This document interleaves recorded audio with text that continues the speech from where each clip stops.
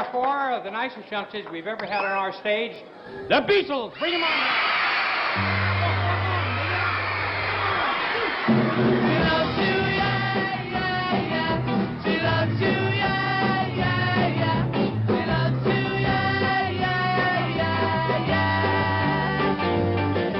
I would say out of the whole Beatlemania, that's all you have to say is, yeah, yeah, yeah, you know, and that sums it up, it really does, in one phrase.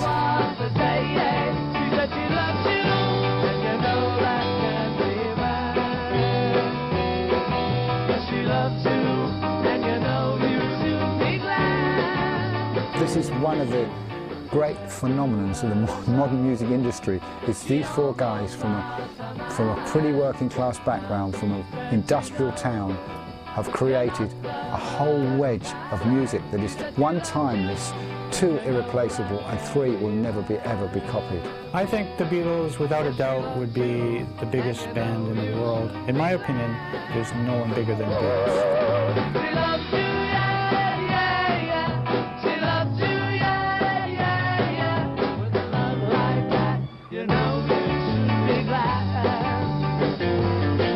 They were making great records and were making great music which came from the heart and came from people that teenagers could identify with, because they were the same people. As far as songwriters go, you know, Lennon and McCartney, their music will definitely, you know, live well past the era of our generation. Yes, she loves you, and you know you should be glad.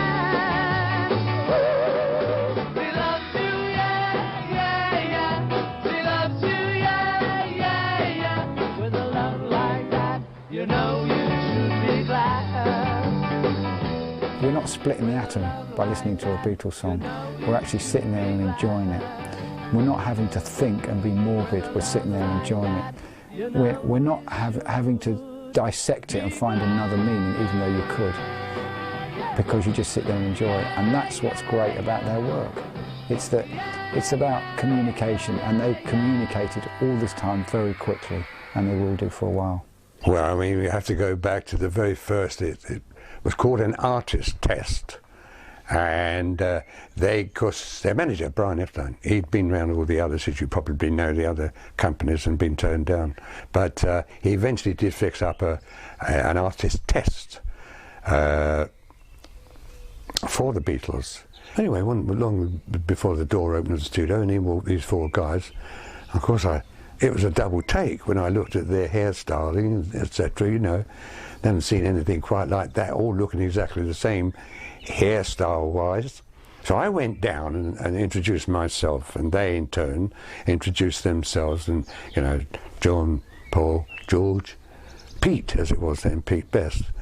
They started to sing and perform their numbers, and they had no indication at all that of their forthcoming songwriting ability. Didn't have any indication of that.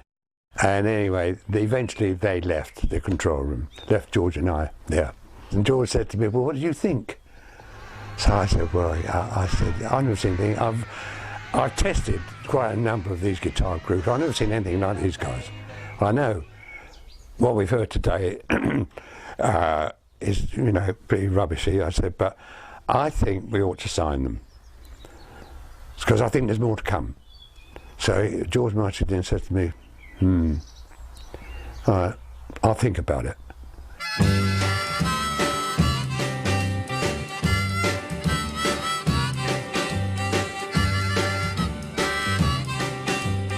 It was the Beatles' first single.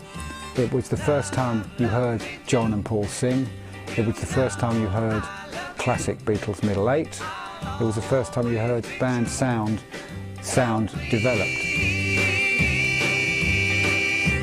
Love Me Do is pretty unusual in terms of Beatle tracks, because what you always remember is the harmonica lick, which I think was nicked from Bruce Chanel's Hey Baby, if I'm not mistaken. It lays heavily on the second and the fourth beat in the bar, but that, which gives the whole thing the groove. And it immediately diffuses all that kind of sugary sweetness that McCartney was addicted to. There was something so basic and simple and honest about this wonderful sound, Love Me Do, blasting from the jukebox, compared to, say, all the Tin Pan Alley songs that you were used to hearing, or even the old style rock and roll tunes. I mean, if you go back to where this sort of style begins with rock and roll in the mid-50s, then it was the energy and the crudeness of that was absolutely crucial in the whole style catching on.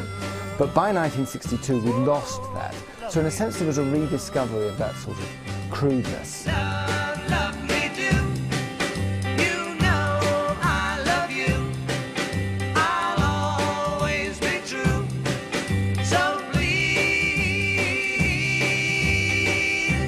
Love me do, oh, love me do.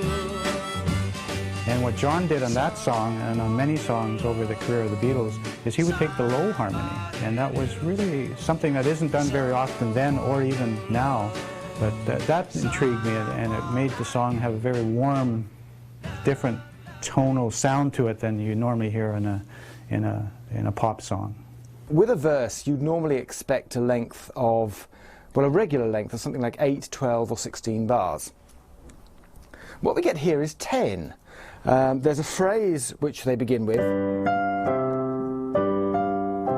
which is repeated twice. Now that's not unusual, but then is repeated a third time. Now that is unusual. And then we go into the end of the verse.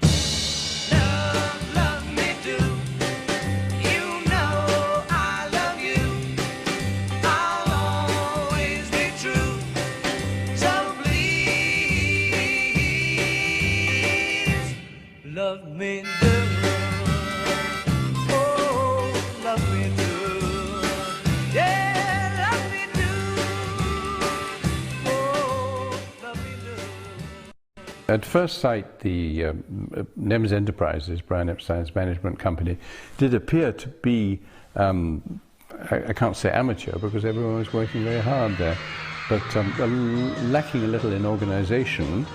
But as I say, everyone was very enthusiastic, which made up for it really. And I don't believe that any great errors were made in promotion, contractual relationships and so on. No, it worked very well. It worked very well. Please Please Me, the second Beatles single, the first #1.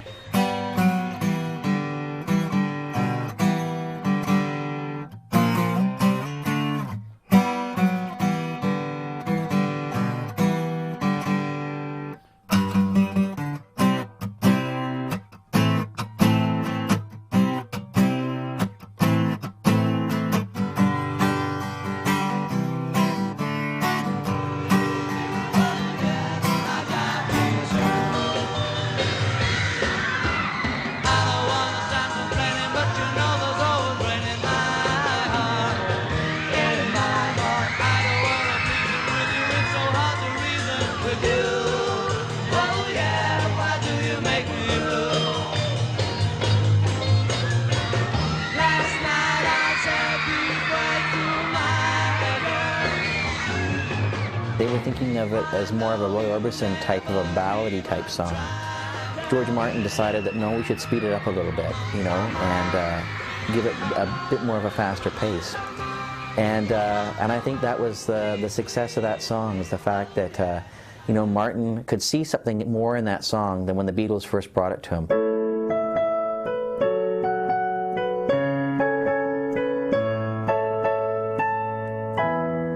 Now that really is quite climactic, and it works extremely well.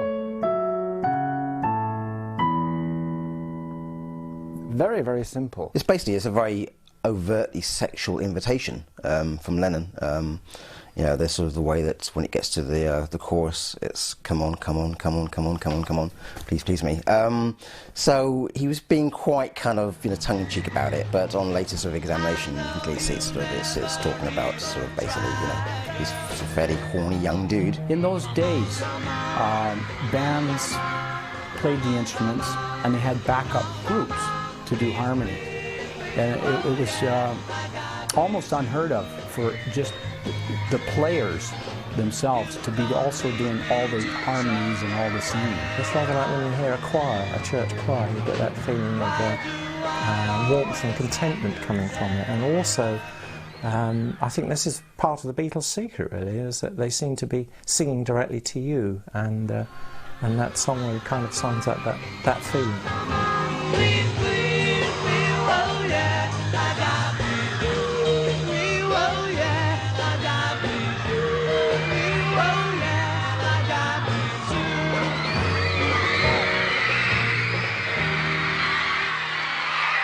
Pop music, of course, was revolutionized by the Beatles, and this inevitably, I think, led to the need for very strong management, very personal management, and there have been a number of subsequent managers who've, I don't know whether it's fair to say, modelled themselves on Brian, but certainly had his methods, his very personal methods in mind in nurturing their own artists. Until the Beatles came along, the album chart was more or less the preserve of West End musical soundtracks, Hollywood soundtracks, balladeers, crooners. So while we look back at the albums now, and it's hard to judge what their impact was, I think certainly running through the 60s, the albums became more important because the Beatles were important. We then did their first album, which we finished up doing in one day. That was 3 sessions, 10 to 1, 2 to 5, 7 till 10, in one day, 13 tracks. And I always remember the last track was going to be Twist and Shout, which John Lennon was going to sing. Well, by that time, his voice was pretty shattered the whole day. And he could barely talk properly, and so I thought, well, I've got to get this in one take. So I better not, mess things up. So anyway, we did. We got it in one take, because I don't think he could have done take 2.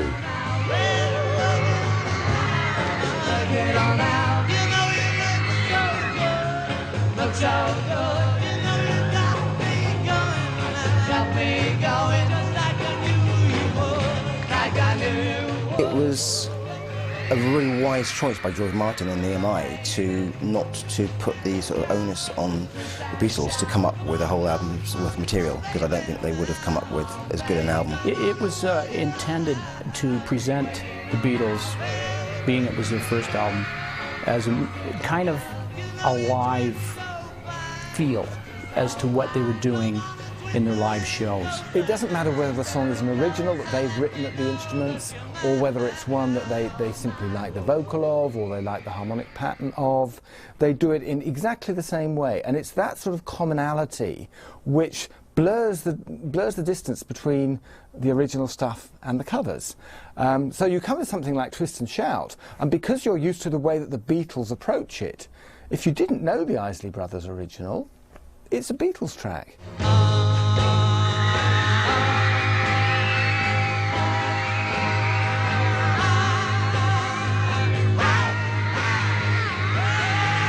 It's hard when you're a big fan of somebody to copy their work, because you never imagine you can do as good a job as what they did. And I think the Beatles surpassed it easily. Isley Brothers do an awesome song, but really the Beatles version, there is something about the energy and the fact that it opened all their shows when they played in North America. Definitive version in many ways, especially with the John Lennon's screaming vocals and Ringo's powerful explosions at the end when he finishes it with a couple of powerful snare drum beats. It's still a great performance of that kind of soul anthem.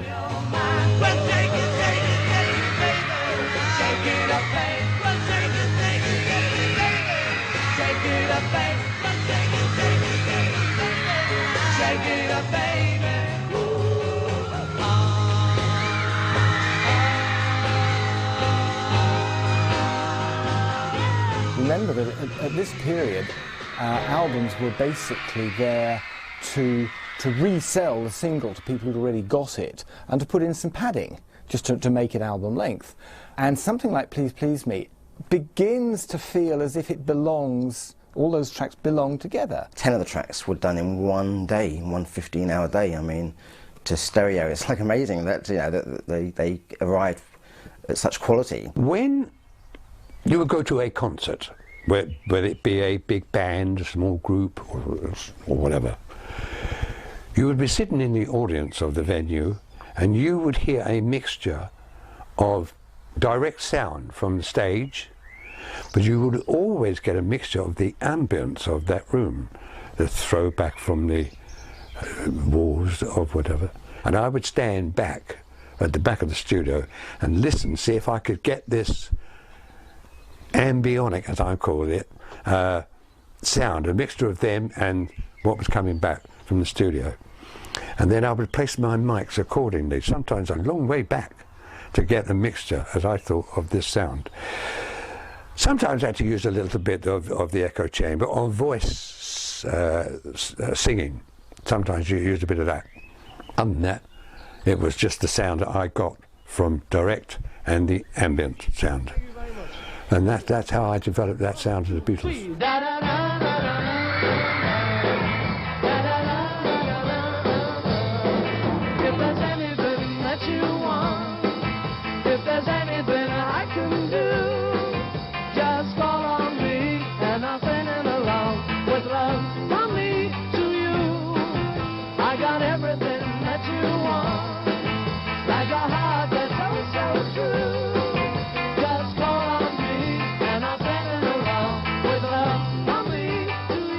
From Me to You has the familiar Lennon and McCartney credit, and in those days Lennon and McCartney actually did write the songs together. They were on the road touring extensively, and so the half an hour here and 20 minutes in this hotel room and 3 hours before this show, John and Paul were sitting down and writing some of these songs that would cement the Beatles' musical sound. And most songs are 2 verses, then a chorus, and then a solo, and then it's repeated, but they go right into the chorus right off the bat, and then go into a verse. And it brings some excitement to the beginning of a tune where you kind of go, whoa, what's that? And it's got the trademark in the middle of it from the Beatles, you know, which they were well known for.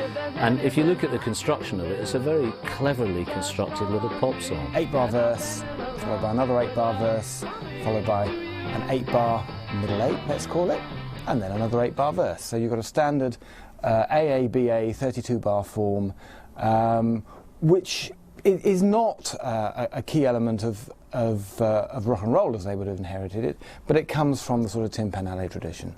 They'd sort of gone and looked into jazz, standards, classical music, and looked at how material was constructed. And they've come up with, you know, From Me to You, and it became a winning formula, and they employed it sort of countless times later as well. They're beginning to get a formula, but it's the middle 8s and the verses and the changes from the verses to the chorus that give them the keys, and the harmonies between John and Paul, which make it very clever. Construction is all important, really. It's just the sort of interplay between the voices, and the message of the song is like From Me to You. What a wonderful way to establish a relationship, really, not only between the guy and the girl that they're singing about, but also between the band and its audience. Somehow the Beatles are giving you something.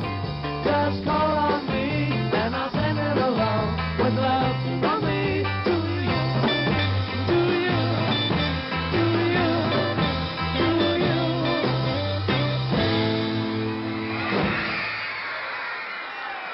I've been asked so many times what was my favourite track, my favourite song. I can't answer that, because all of them were. There was only one song that I was a bit iffy about when I told you that I used to record them singing live when I didn't have the 4-track. And so to do that, I had the vocal mic on a figure of 8 configuration with the dead side looking at the group, microphone I'm talking about. And in front of that, I would use a music stand where they would put their lyrics, handwritten lyrics, to both Paul and John could glance down and refresh their memory with the lyric. I set them up on this particular session, and I went down later to check that all the mics were in position, and by this time they had put a lyric on the music stand. So I thought, oh, it'd be interesting, go and have a look.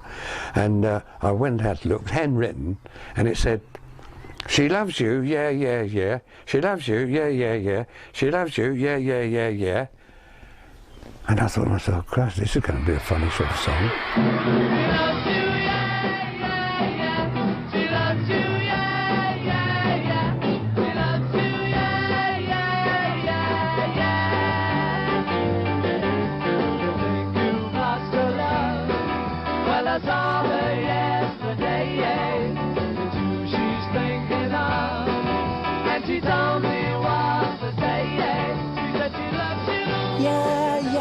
yeah. You know, I mean, not brilliant lyrics to say the least, but certainly very historical, and it just shows you how simple that rock and roll could be.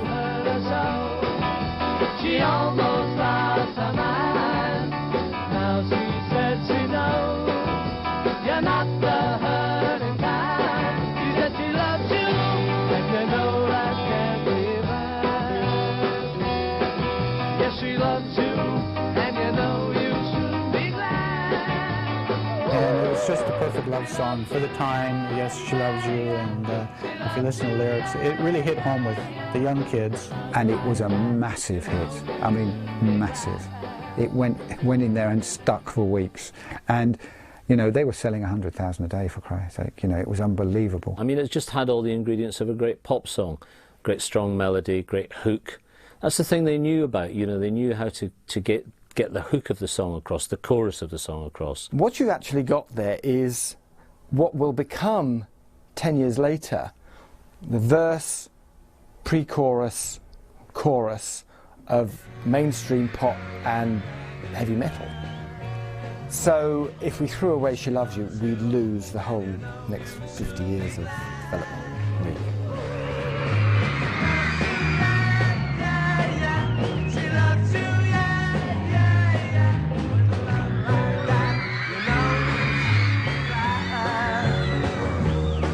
What's great about the track overall, my favourite aspect of the track is the Ringo's drumming. I think it's really like superb, and you know, Ringo doesn't really get the accolade he actually deserves, I think. Ringo has said about himself that he can't play a drum solo to save his life. But what he is, though, he's a great timekeeper. And if you listen to some of the outtakes that have been released through the years where there's breakdowns, it's never Ringo's fault. What you needed was a solid backbeat. He could certainly do that. A rock and roll feel. And also a kind of quirkiness to his playing. So you get all these unexpected little drum fills. I've heard it said that Ringo is a left-handed person playing right-handed drums, and if that's actually true, I'm not a drummer myself, but if it's actually true, it could explain why he had his own little vocabulary on the drums, why he'd do certain patterns. I wanna be your man. I wanna be your man. I wanna be your man. I wanna be your man. Tell me that you love me, baby. Let me understand. Tell me that you love me, baby. I wanna be your man. Okay, well, Lennon and McCartney came up with the lyrics and the melodies and the harmonies by and large. But they wouldn't be the songs we know were it not for the drum track that you've actually got there. So his contribution as a performer is put on one side as a performer's contribution. A journalist asks John Lennon, you know, is Ringo the best drummer in the world? And John Lennon looks at him and says, mate, Ringo isn't even the best drummer in the Beatles, because Paul McCartney used to play drums quite well, and McCartney was always on Ringo's sort of ass about, you know, about styles of playing, which really hurt Ringo and sort of made him kind of feel vulnerable. His position was, yeah, he felt was sort of vulnerable in the band throughout. Pardon, excuse, pardon. I'd like more drums there. No, I think it's on that. It sounds like a on the other bit, right on the third bit. You know, on the third bit, the more bang. If you put another drummer in the Beatles, would they be as good? No. Would they be the Beatles? No. Ringo is a Beatle. He's an important element of them becoming as successful as they became. And the Americans loved Ringo. I mean, he was the most popular Beatle. And they had like campaigns, Ringo for president. Most of the novelty songs that came out in '64 and '65 were about Ringo. You know, one of them was that, you know, you won't go far without a guitar unless you're Ringo Starr. That was a great title for a song.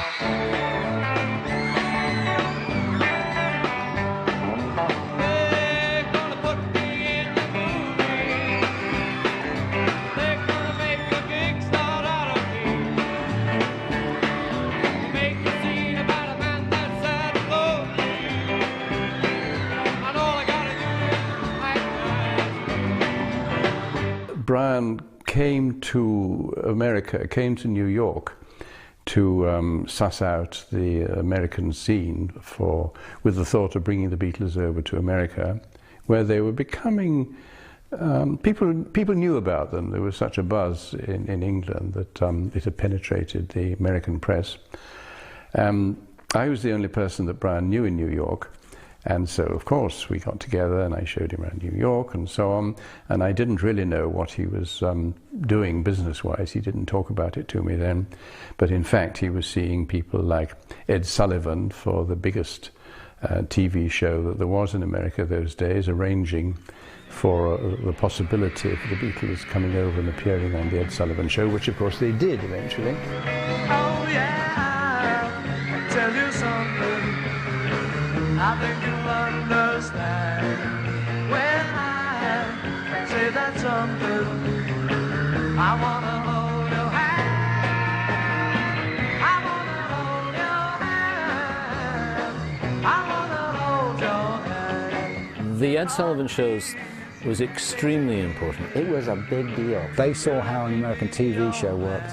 The whole of America saw the Beatles. So as a springboard for America, it was huge. You let me hold your hand, you let me hold your hand, I wanna hold your hand. By just having one or two performances for him, they could basically cover the whole of America coast to coast. You know, you hear stats like, the juvenile delinquent crime rate dropped that night because everyone was at home watching it on television. You know, just like everyone who was alive in that era could tell you where they were when they heard Kennedy died, most people will tell you that they saw the Beatles that night in February. To appear on the Ed Sullivan Show was like the music business seal of approval. When you were on Ed Sullivan, you were a star, and I think to us young kids at the time, it solidified the fact that these guys are mega stars, and they're here to stay. I think it was very sort of careful, clever management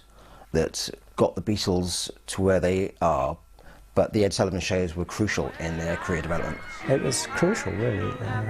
I don't know if you could say they were being marketed. I think they were just being unveiled, really. I prefer that this phenomenon of the Beatles. The Americans just love the group.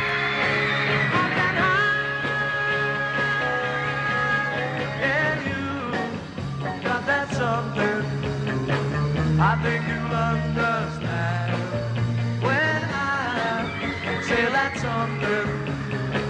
I wanna hold your hand. A lot of people that grew up in that era, especially people that later went on to form bands, the very first time they saw the Beatles was on the Ed Sullivan Show in February 1964, and that was the song that was #1 at the time. And for a lot of people, they equate the early Beatles with I Want to Hold Your Hand, especially in North America. That song really defines an era. It was actually quite a lot slower. It was almost like a ballad when they wrote it, and George Martin lifted the tempo, and that's what made it click straight away. It's just a very cool, simple subject matter, which was very well done in the great Beatles way, with great melodies, great middle eights, just very well put together. And when I touch you, I feel happy inside. It's such a feeling that my love I can hide, I can hide, I can hide. Yeah, you got that something. John Lennon plays what would be considered almost as prehistoric heavy metal kind of a rhythm guitar track. Very aggressive. It's got a really strong melody against the chords. And that's why I think a song like that stands the test of time, because of the power of the melody.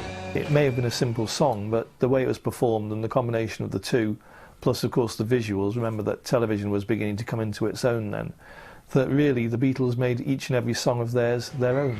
The vocals explode into almost an orgasmic kind of a finale. It just keeps growing and growing, and you know, it's just the most important thing in his life is he's got to hold that girl's hand, and he really, really means it, you know. I think you'll understand when I feel that something. I wanna hold your hand. I wanna hold your hand. I wanna hold your hand. I wanna hold your hand. It was pretty hair-raising at times. I recall, in fact, that the first time I saw them, before I was working for Brian, in fact, was in New York, when he had negotiated for them to appear in Carnegie Hall, a very prestigious venue in New York, where the New York Philharmonic Orchestra appears and similar classical occasions. I had a seat, I and I guess a friend had a seat behind the band, looking out at the main audience. There were quite a number of us behind the band as well. And really, one could hardly hear a sound of the Beatles. The cheering, the shouting, the carrying on, the screaming was so extraordinary. All My Loving, for me, is one of the great unsung heroes of the Beatles era, that early era. It's such an unbelievably great song. Close your eyes and I'll kiss you. Tomorrow I'll miss you. Remember, I'll always be true.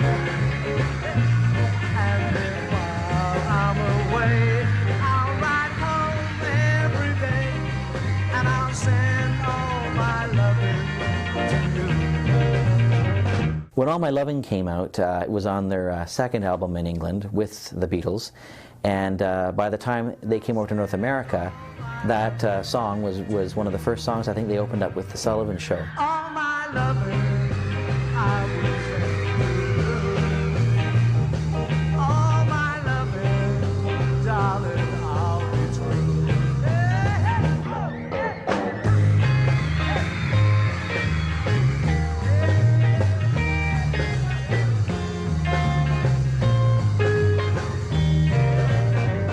It was a key song in the Beatles' career. It was just the right balance between kind of schmoozy romanticism and kind of professional, quite hard-driving rock band. And there's a sense in which they're taking further what they have done previously, because instead of basically 4-chord loops, which is what we'd had up to this point, you have a much longer pattern. Gosh, it sounds like organ music like that, doesn't it? But that's what they're doing. That's the underlying pattern. You have an 8-chord sequence.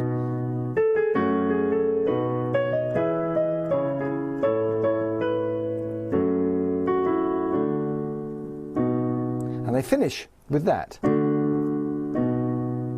Now, we happen to be in E major at this point. That chord belongs. That chord is borrowed from a sort of a blues background. This is about where they started losing some of the high end in their sound, in my opinion.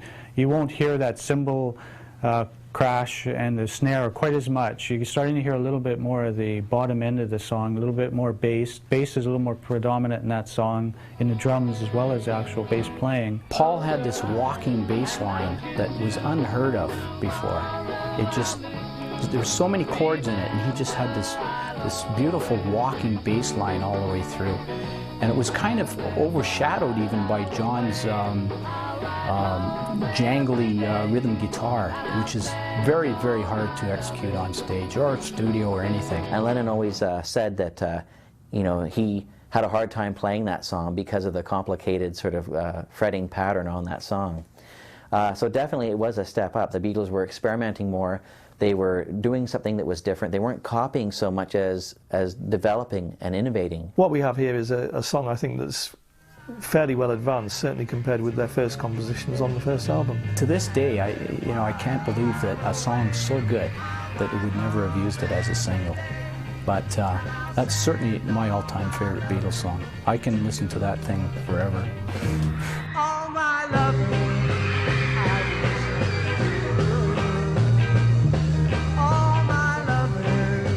Darling, I'll be true. All my loving, all my loving, all my loving, I will send to you. By then, they could have easily written the whole album, but I think, obviously, because again they're a new band still, even though they were knocking out number ones like anybody's business, they still obviously had people around them still didn't trust them to write a whole album full of their own material, which I think is a bit sad because I think they could have. You couldn't yet get away with an album of entirely self-dependent material. So you actually had to put in some standards in there. Things like Money and Roll Over Beethoven work well because they're the sort of rock and roll stuff that the Beatles have been playing for years. They're very familiar with that sort of style, and they're beginning to turn out things in their own style.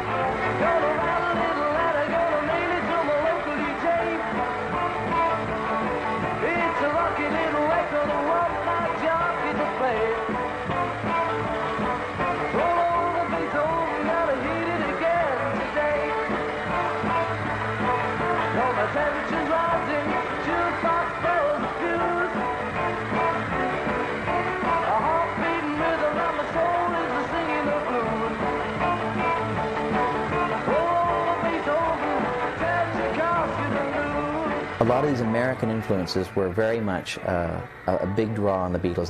They really wanted to put a lot of these songs into their repertoire.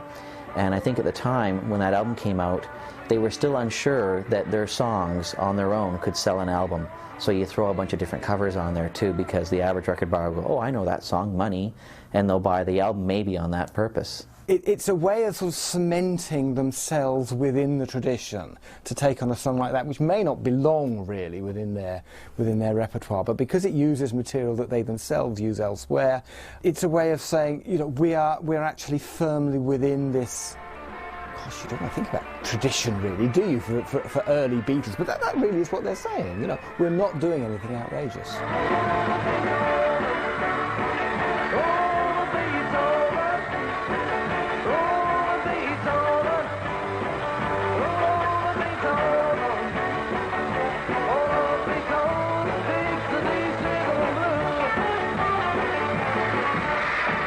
Well, that was a hard day's night, you know, kind of thing. And John and Paul go, hey, there's a song, you know. I mean, what a way to start an album. You know, this was still a world where you expected introductions, proper introductions to songs. And all you get is this dissonant chord, which rings and actually suggests nothing about what's going to follow. I mean, incredible. It's been a hard day's night, and I've been working like a dog. It's been a hard day's night. I should be sleeping like a log. But when I get home to you, I find the things that you do will make me feel alright. There's no way that you can't actually just hear the beginning of that song and know who it is and what it is. It's a brilliant song. This was the start of bringing in the slightly tougher approach and then juxtaposing it with the slightly sugary, more sort of softer middle section. There's a sort of bit of a slight humour in there as well. It's not completely, you know, sort of just Hard Day's Night sort of play on words. So it's still got a little bit of the kind of sort of romantic Beatles sort of theme running through it, but it's kind of much more confident. And it was a step forward in melody and the way the backing vocals were arranged. Very, very good song. And yet it came from such simple beginnings, right? A funny phrase that was said in passing to a song that was written in an evening to, you know, to being recorded a couple of days later, and, you know, the title of a film and stuff like that. It just shows you how the Beatles had progressed in such a short period of time and could also deliver the goods so quickly. So why on earth should I moan? 'Cause when I get you alone, you know I feel okay.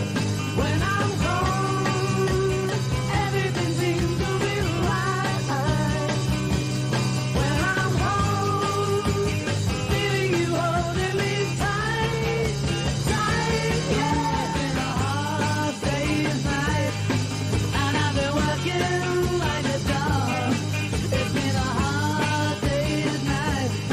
I should be sleeping like a log. But when I get home to you, I find the things that you do will make me feel alright. I suppose the next big step for the Beatles was to go onto the screen. I mean, people had seen them on television, but everybody had wanted to really get closer to the Beatles and see them, hear them talking, find out what they were like. It was the first harder rock movie that was made that was a success in the cinemas. One slip of the razor and...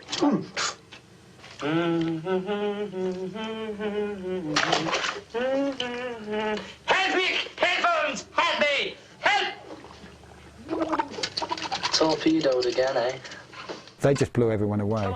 They just made the right film with the right director, with the right script, at the right time, using all the right material. They couldn't have done it better. Because United Artists thought the Beatles would probably just be a flash in the pan, sort of, you know, overnight success and then disappear, they decided to make the movie for a £150,000 budget and in black and white to save money. So I think, in fact, actually, Paul McCartney said that thank God they made it in black and white, because if it had been in colour, it would have been crap. It could have been a disaster. It could have gone the wrong way.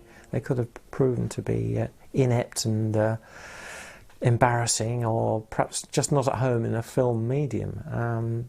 But in fact, they turned out to be just as confident and self-possessed as they appeared on stage or in interviews. Tell me, how did you find America?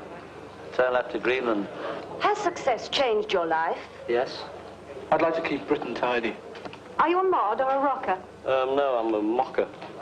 A Hard Day's Night was more or less art imitating life, showing a beat group going around the country in a bus, being chased by fans and never having a moment's rest. So you could say that it wasn't exactly challenging to write the script for that one. In fact, a lot of people think that it was all ad-libbed, but there was virtually no ad-libbing at all. It was all scripted, written by a scriptwriter, Alan Owen. But because they were sort of young and they'd never acted and they were a little bit nervous, each line has a maximum of 6 words in it. Brian was a very hands-on manager. He was their greatest fan, and he had their interests at heart in every conceivable respect. He went with them on tour everywhere. He discussed with them deals that he was making on their behalf. He planned tours with their full knowledge.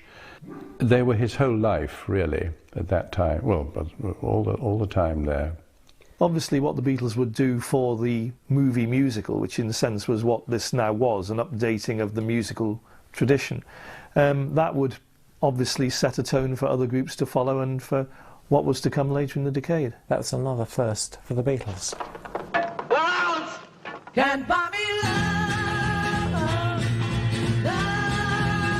can't buy me love. I'll buy you a diamond ring, my friend, if that makes you feel alright. I'll get you anything, my friend, if it makes you feel alright. 'Cause I don't care too much for money, but money can buy me. Can't Buy Me Love was an interesting song because it was the first major Beatles song to feature one vocal rather than Lennon and McCartney together. And of course, seeing the Beatles in the movie A Hard Day's Night, aping around in the giant field when that song was playing, you know, it had a real fun flavor to it. Everybody tells me so. Can't buy me love. No, no, no, no. And I think still at this stage, George Martin was just helping them to, you know, drop that chord there, guys, or, you know, that's good, repeat that. So he was giving them his arrangement ideas. But what's significant is that the guitar, the electric guitar, has really comes to the fore and is mixed louder and drives the track along. It was much more sort of aggressive, not in a mad way, but there was a tougher sort of sound and a tougher record and slightly more guitar-y. And I think in that way it made slightly more impact. The public responded really well. They really liked the kind of more driving, harder edge, because by now bands like the Stones were starting to not really give the Beatles so much competition, but they were dirtier and harder and more kind of rock and roll. And the Beatles already were sort of starting to take on this kind of goody-goody image, which I don't think they really liked.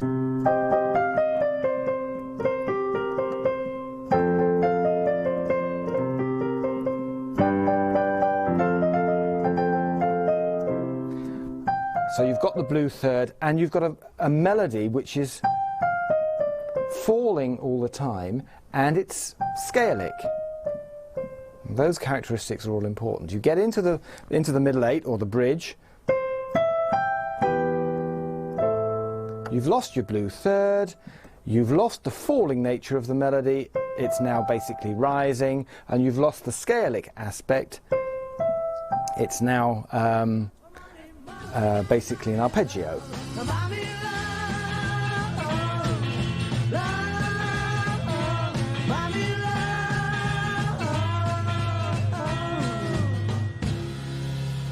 I suppose you realise this is private property. Sorry we hurt your field, mister. In retrospect, I would consider that George Martin was the fifth Beatle. We were like a happy family, the six of us. It was that tight. It was so enjoyable up to that time, everything. I mean, George Martin used to call himself the fifth Beatle. Well, I argued with him on that when I did interviews. He wasn't. He said I was the sixth, but I used to reverse it. I was the fifth, he was the sixth. They could do something he couldn't do, and he could do something they couldn't do. Perfect marriage. Without him, we wouldn't have had such great records at all. And it's very hard to work out where production ends and arrangement begins, because with Can't Buy Me Love, for instance, when you hear that song, you hear the chorus comes first. In fact, when they played it to him, the chorus didn't come first. He said, well, put it up front, lads, that's where it belongs, that's where it'll hit home quickest. And if you like, if that was a production hint, an arrangement or whatever, it was something George Martin helped them out with that helped make the song. He allowed an unknown band to record their own material. Major step, changed everything for everyone over the whole planet.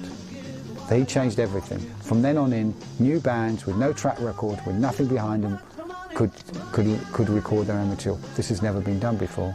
He changed pop music forever. He was able to write for strings, he was able to walk into an orchestra session and say, I want you to play this, I want you to play that, write it down, give it to the musicians and they could play, or play on the piano. And the Beatles respected him, and he respected them. As time went on, perhaps they outgrew him, but certainly for the early to mid-period, it was a large part of George Martin that went in with the Lennon and McCartney.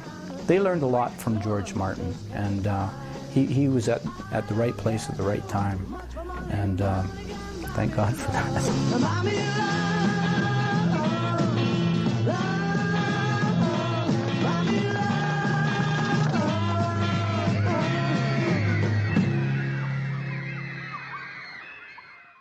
I'm not sure whether to say it's an improvement to the Hard Day's Night album because it's entirely Lennon and McCartney compositions. I actually think there's more consistency there because this is all their own material. It was great to listen to an album that was all new. It wasn't covers where, oh yes, I've heard that song, great cover, but I've heard the song. And I think it was a landmark in that sense where you knew they were here to stay. McCartney is an amazing songwriter and an amazing bass player because he plays a melody on a bass, which people don't see. His bass playing is really, really clever. He did things that no other bass player did at that time, and probably very few do today. People didn't really notice the bass much before Paul started playing it, because he usually played quite high up. You know, it's a kind of light sort of swinging bass playing, really. It kind of has a singing quality. His bass playing reflects his vocal style in many ways. Well, she was just 17, you know what I mean, and the way she looked was way beyond compare. How could I dance with another? Oh, since I saw her standing there. He started creating melodies, counterpoints to the guitar, which really added to the vocabulary of someone who would learn the bass after him. Yeah, Paul McCartney's really quite an interesting bass player.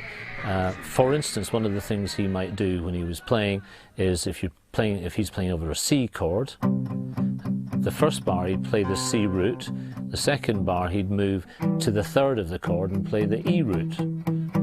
If he was playing over a G chord, first bar he might play G, and then he'd move to the B. So there's always this climbing feeling, and he had a great ear for doing it, all that sort of, taking something and making it a little bit more melodic without it being complex. I fell in love with her. Now I'll never dance with another.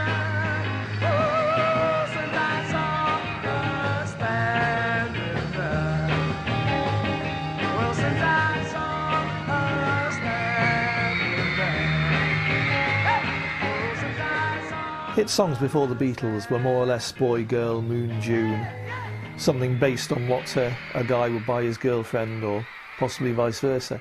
So when the Beatles took up their songwriting pens, it was obvious to carry on the tradition that they knew all about. It is the Beatles locking into what everybody else was singing about, and presumably what their audiences wanted to listen to songs about. It was to do with with them speaking to their fans. And when you look back, I guess it was a bit repetitious, but at the time, nobody noticed. Him and John would actually sit down and they'd think like, if I was a teenage girl, what would I want the Beatles to sort of, you know, say to me kind of thing, or what would I want? And so they were really aware of that sort of thing. And they wanted to make songs where people, you know, especially that teen market, would pick up on that. And especially the young girl market would want them to think that, oh, this, you know, probably this song for me kind of thing, you know, and, you know, this kind of idea. So I think originally that really drove them with their songwriting. It's part of the Beatles, you know, it's without that, I think they would have been another great band, but I think that's the sort of the whole issue of love is what established them at the top in the first place, so they wisely kept that sort of theme running through their output. Had they been singing about women and different things, or singing about, as opposed to girls, I think we probably would have missed the message, and I don't think they would have been nearly as big as they were. Years later, they began to write songs about, like, for instance, She's a Woman. Now, that would be where I would think they suddenly, when we were all a little bit older then too, so it was probably their evolution along with us that made them continue on to be strong with that group of Beatlemaniacs, I guess. She's a woman who understands. She's a woman who loves a man. My love, don't give me present.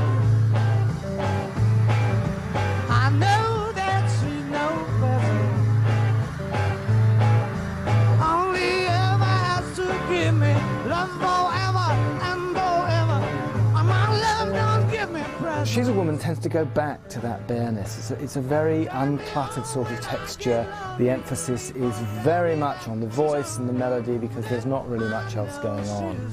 And I see that as a positive, as a sort of retrenchment almost, because that will look ahead to things like Norwegian Wood, where they can approach a thinner texture in a positive way and realise perhaps that everybody doesn't have to play all the time.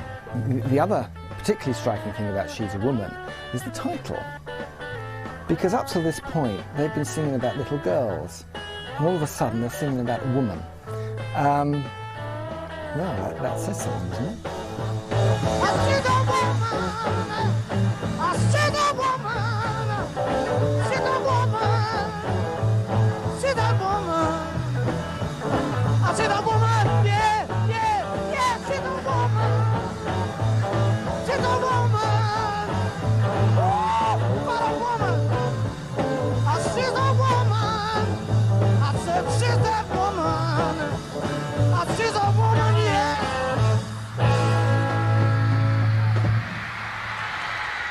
I Feel Fine will always be remembered for the feedback front. Big mistake, very genius to leave it.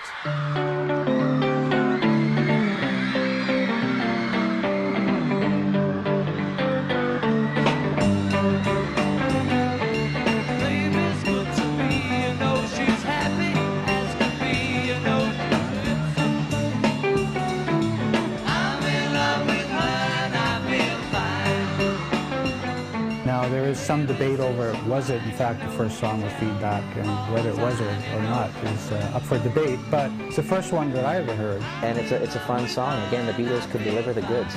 I Feel Fine, a Lennon song, She's a Woman, a McCartney song. A great combination, of something for everybody there.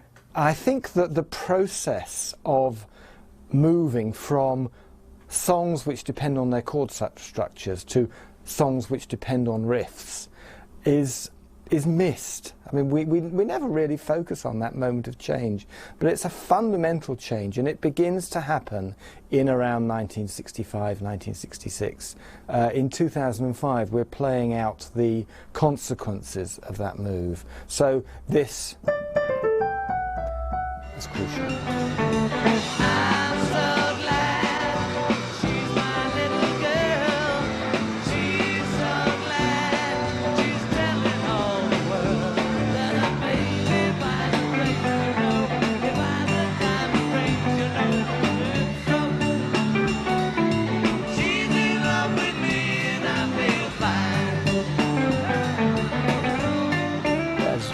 Opposed to their earlier albums, the songs were a little bit uneven. It's actually the last one I ever bought because I didn't know anything on it except 8 days a week, and having got hold of it, I've never listened to it again. I saw the Beatles twice at Hammersmith Odeon on their Christmas shows. You couldn't hear anything. The noise was mental. The girls were wetting themselves. It was all getting silly. Got to remember, back in those days, guitar amplifiers were 30 watt. You didn't really have the amplification systems that you have now. You didn't even have the amplifications you would have at the end of the 60s. So really, when it came to playing live, the Beatles were always onto a loser. In a lot of cases, they had to just kind of wing it and hope that they were all playing together. When you listen to the old tape recordings of these performances, they did pretty darn good, you know, considering they couldn't hear themselves.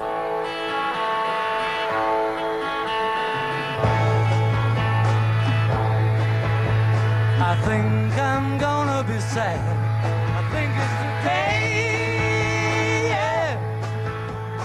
You know, musically maybe they probably couldn't even hear the Beatles. I mean, the Beatles couldn't even hear themselves play.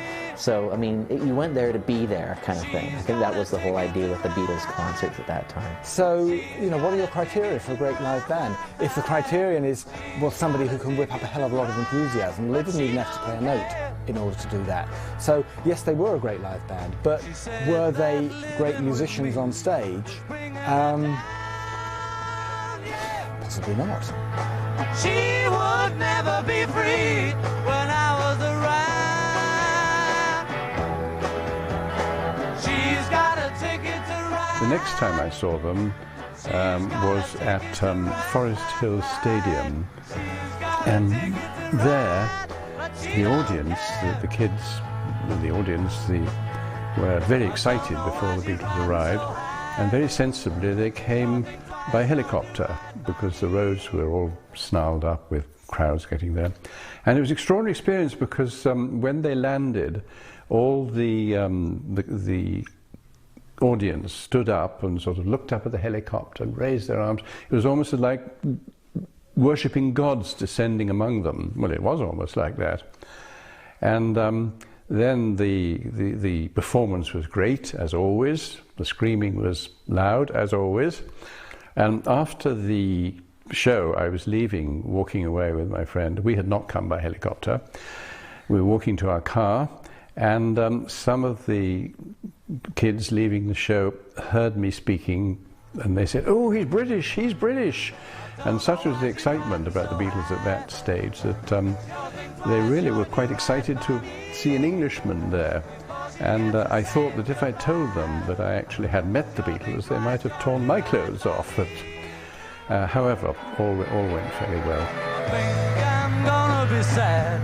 I think it's today, yeah. The girl that's driving me mad is going away, yeah. Ah, she's got a ticket to ride. She's got a ticket to ride. They were a very good band, but they were never given the chance to be a good band once they became really popular, because you could just hear nothing but screaming. I only saw them when everyone was going mental and potty, and it was a great privilege to say I've seen the Beatles, but I didn't actually hear them. The Beatles played rock and roll very well, and they also came up with these extraordinary original songs which didn't talk down to people. I think that's the important thing. That's why the Beatles struck a chord with so many people, not just teenage girls screaming at John and Paul, but the whole adult world as well loved the Beatles very quickly.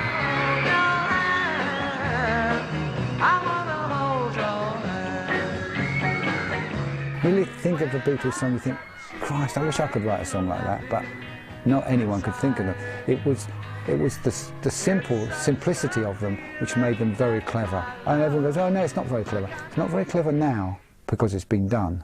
But remember, they opened those doors, no one else did. Oh, please, say to me, you let me be your man. And please, say to me, you let me hold your hand. You let me hold your hand. I wanna hold your hand. When once they did that first album live in the studio, the next albums after that, they wanted to play with some of the controls themselves and get behind the console, and I think that had a huge impact on their sound and their growth, and I don't think we'd be listening to them today if they just remained in the studio and somebody else was behind the glass in the engineer booth. The fact that the Beatles wanted to get in and control what their sound was going to sound like had a huge impact on their final outcome of any of their albums.